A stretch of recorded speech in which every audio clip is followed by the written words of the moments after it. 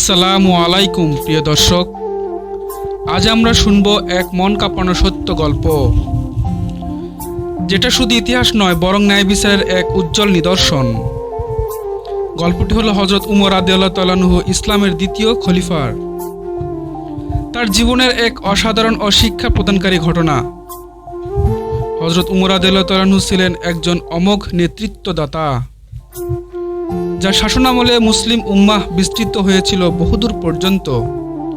তিনি ছিলেন অত্যন্ত কঠোর ন্যায়পরায়ণ ও নিরপেক্ষ বিচারক।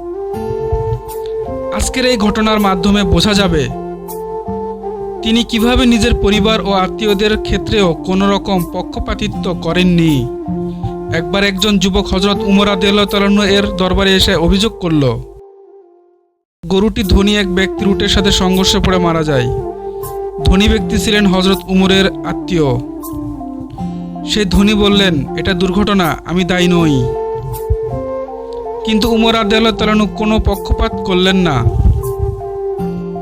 তিনি নিজ হাতে বিষয়টি তদন্ত করলেন। সাক্ষ্য প্রমাণ নেওয়ার পর তিনি বুঝলেন ধনী ব্যক্তির উটটি অবাধে ছেড়ে দেওয়া হয়েছিল এবং এটাই গরুটির মৃত্যুর কারণ। তিনি সেই ধনী আত্মীয়কে বললেন, তুমি দায়ী, তুমি ক্ষতিপূরণ দিতে বাধ্য। ধনী আত্মীয় রেগে গিয়ে বলল, আমি কি তোমার আত্মীয় নই? তুমি আমার পক্ষ নাও না কেন? উমর রাদিয়াল্লাহু তাআলা আনহু কঠিন স্বরে উত্তর দিলেন, আল্লাহর কসম, ইসলাম কারো আত্মীয়তার উপর চলে না। বিচার হবে হক ও ন্যায়ের ভিত্তিতে। ধনী ব্যক্তি স্তব্ধ হয়ে গেল। সে অনুতপ্ত হয়ে দুঃখ প্রকাশ করল এবং ক্ষতিপূরণ দিয়ে দিল। এই ঘটনার পর মদিনায় একটা কথায় ছড়িয়ে পড়ল,